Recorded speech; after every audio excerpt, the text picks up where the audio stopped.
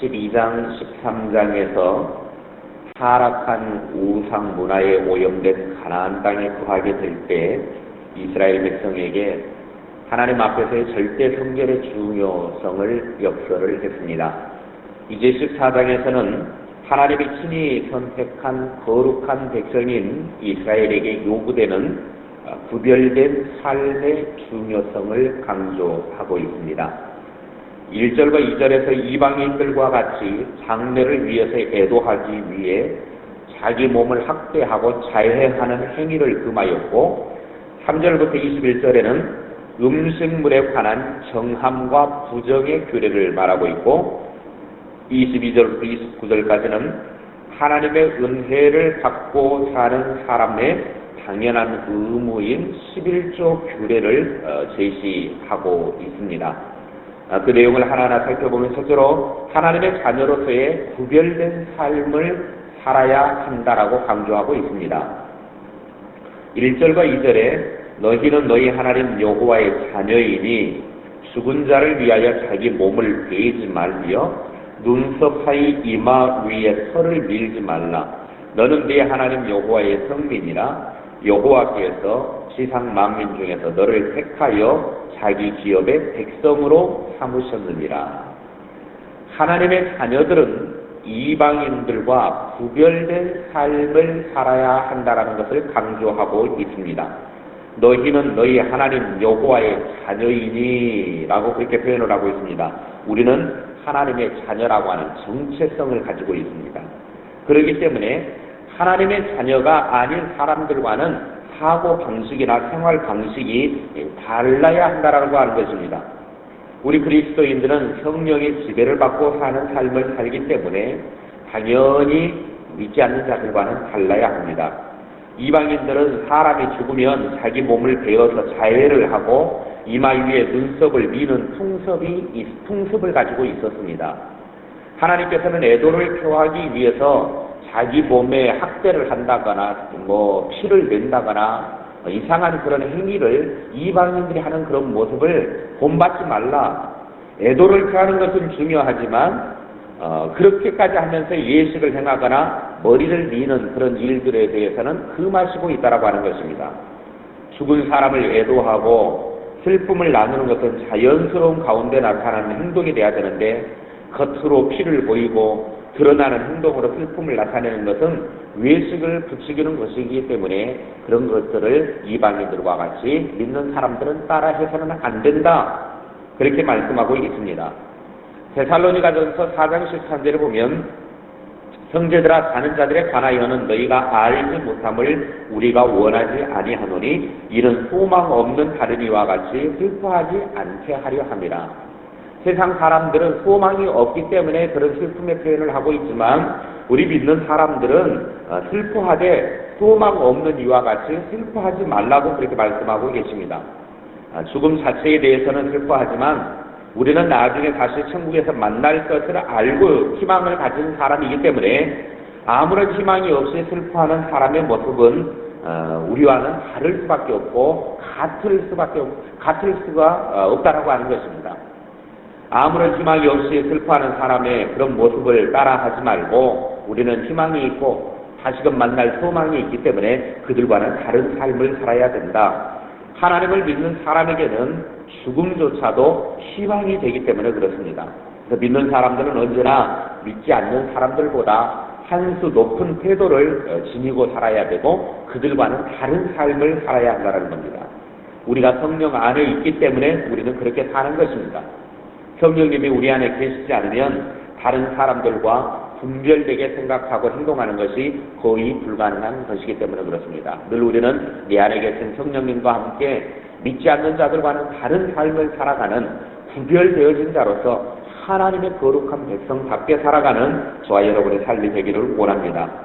둘째로 하나님이 정하신 기준대로 순종하면 된다는 겁니다. 3절부터 20절까지 나오는 음식에 관한 이야기를 하고 있는 겁니다. 이미 우리가 앞부분에서 한번 살펴본 내용이기 때문에 일일이 다루지는 않겠습니다. 음식에 관한 것에 대해서 하나님은 우리들이 하나님께서 따로 구별하여 세운 백성이기 때문에 이방인들과는 구별된 삶을 살아야 하는데 우리는 선택된 사람이고 특별한 사람들이고 만민들 위해 세우신 사람들이기 때문에 이스라엘 백성은 인간의 생활 중에 가장 기본적인 것인 음식물 먹는 것조차도 이방인들과는 달라야 했다라는 것입니다. 그래서 먹을 수 있는 정한 음식과 먹어서는 안 되는 부정한 음식을 구별해 놓으신 것입니다. 하나님께서 어떤 것은 먹어도 되고 어떤 것은 먹으면 안 된다라는 규정을 정해 놓으셨습니다. 그런데 그 중에서 우리가 그 많은 것을 먹기도 하고 이런 모습들을 보게 되어지죠. 그러면 이것이 우리들에게 중요한 것이 뭐냐? 꼭 율법을 따라서 율법에 그렇게 정했으니까 먹어야 된다, 먹지 말아야 된다, 문자적으로만 따르는 것보다는 이것은 오늘 이 시대에는 순종의 원리를 이야기하고 있는 겁니다. 순종의 원리. 하나님께서 부정하다고 하시면 부정한 것이고 하나님께서 정하다 하시면 정한 것입니다. 우리는 그래서 그냥 하나님의 말씀에 순종하기만 하면 되는 것이라는 거죠. 신명기의 전체 주제가 바로 이것을 말하고 있습니다. 하나님께서 하라고 명령하시면 이것저것 따지지 말고 그냥 순종하는 사람이 하나님의 복을 받습니다. 이렇게 하나님의 말씀에 순종하는 태도를 길러주는 것이 신명기의 전체 주제입니다. 지금 이제 이스라엘 백성들을 특별히 출애굽 2세대가 가나안 땅에 들어가게 되어질 텐데 너희들은 가나안 땅에 들어가게 되어지면 하나님께서 명령하시면 명령하시는 대로 순종해라. 이걸 지금 모세가 마지막 죽음을 앞두고 120세의 노고를 이끌고 지금 힘이 다해가는 그 상황 속에서 출애굽 2세대에게 하나님의 말씀대로만 순종해라. 지금 그걸 가르쳐주고 있더라고 하는 것이죠. 정하고 부정한 것은 우리가 정하는 것이 아니라 하나님께서 정하시는 것입니다. 그 시대 그 상황 속에서 그때 하나님께서 말씀하여 주시면 우리는 하나님이 정하신 대로 그냥 순종하기만 하면 되는 거예요. 과거에는 어땠는데 지금은 어땠는데 이게 중요한 것이 아니에요. 우리는 어땠는데 우리 부모님은 어땠는데 우리 교회는 어땠는데 이건 중요하지 않아요. 그때 상황에 따라서 하나님이 말씀하시면 하나님이 정하다 하시면 정하고 하나님이 부정하다 하면 부정한 대로 우리는 그대로 순종만 하면 된다라고 하는 것입니다. 우리는 자꾸 나의 기준으로 하나님의 뜻에 순종하지 않으려고 합니다. 사도행전 10장에 보면 베드로가 요바에서 기도하다가 환상 중에 하늘이 열리면서 한 그릇이 이제 내려오는데 가만히 자세히 쳐다보니까 그릇이 보자기 형태로 되어 있어가지고 네 기둥이가 끈에 묶여서 하늘로부터 내려오는 환상이 보였습니다. 그런데 그 보자기 안에 들어있는 것을 자세히 보니까 각종 짐승들 또 새, 물고기 이런 종류들이 정하고 부정한 막 짐승들과 그 다음에 물고기들과 새들이 그 안에 보자기 속에 들어져 가지고 쭉 내려오는 것입니다. 그런데 갑자기 하늘에서 음성이 나서 베드로에게 말하기를 너는 그것을 잡아서 집어 먹으라. 하늘에서 음성이 들립니다. 그러니까 베드로가 이야기합니다. 저는 지금까지 부정한 것, 하나님께서 부정하다고 말씀하신 것에 대해서는 먹지를 않았습니다. 그러니 먹지 않겠습니다. 하고 거부를 합니다. 그랬더니 또다시 하늘에서 음성이 들리는데 뭐라고 음성이 들리냐면 하나님께서 분명하게 말씀하시기를 사도행전 10장 15절에 보면 또 두 번째 소리가 있으되 하나님께서 깨끗하게 하신 것을 네가 속되다 하지 말라. 베드로는 지금까지 율법에 부정하다고 여겼던 것에 대해서는 내가 먹지 않았는데 그래서 하늘에서 갑자기 소리가 나서 그거 먹으라 그러니까 나는 지금까지 율법을 잘 지킨 사람이었기 때문에 율법에 기록된 대로 부정한 것은 먹지 않습니다. 지금까지도 먹지도 않았고 또 지금도 먹지 않을 것이고 앞으로도 먹지 않을 것입니다. 그렇게 대꾸를 했다란 말이죠. 그러나 하나님의 음성은 분명했습니다. 내가 정하다고 말하는데 왜 네가 부정하다고 말하느냐? 하나님이 정하다고 말하면 과거에 우리가 부정하게 여겼던 것까지도 하나님이 지금 여기에서 정하다고 하면 그건 정하게 된 거예요.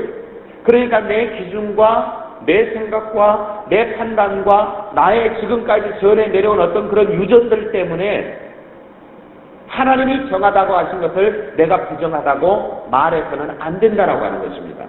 그런데 우리는 자꾸 내 기준에, 내 판단에, 내 경험에 하나님께서 말하신 것에 순종하지 아니하고 자기의 경험대로 살려고 하니까 그것이 잘못되어졌다라고 하는 것이죠.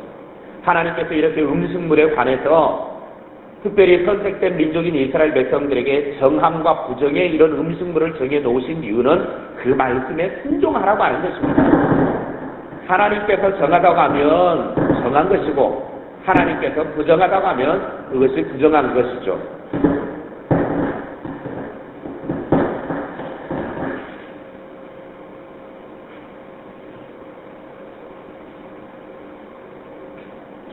그래서 사람은 언제나 자기들이 생각하고 자기들이 경험한 것 그것이 전부라고 말하지만 하나님은 그것이 전부가 아니다라고 그렇게 말씀을 해주고 있습니다. 그래서 늘 언제나 우리는 하나님께 대꾸하지 말라라고 하는 거예요. 대꾸하지 말아라. 하나님께서 정결한 음식이라고 하시면 그것은 정결한 것이고 지금까지 부정하다고 여겼던 것에 대해서 하나님께서 정결하다고 말하면 그것은 정결한 것이기 때문에 우리는 토를 갈 필요 없이 그저 순종하기만 하면 우리로서는 해야 될 의무를 다하는 것입니다. 우리는 누구인가에 대한 정체성을 베드로는 분명히 밝혀주고 있습니다. 베드로전서 2장 9절에 너희는 택하신 족속이요 왕같은 제사장들이요 거룩한 나라요 그의 소유가 된 백성이라고 말씀하셨습니다. 우리는 하나님의 택하신 백성입니다. 우리는 이방인들과는 구별된 삶을 살아야 마땅합니다. 우리는 하나님의 자녀이기 때문에 거기에 합당한 삶을 사는 것이 당연하고 하나님께서 정해주신 기준대로 순종하기만 하면 우리는 그걸로 되는 것입니다. 내 기준으로가 아닌 하나님의 기준에 맞춰 그냥 순종함으로 보답하는 삶을 사는 저와 여러분의 삶이 되어지기를 주님의 이름으로 축원합니다.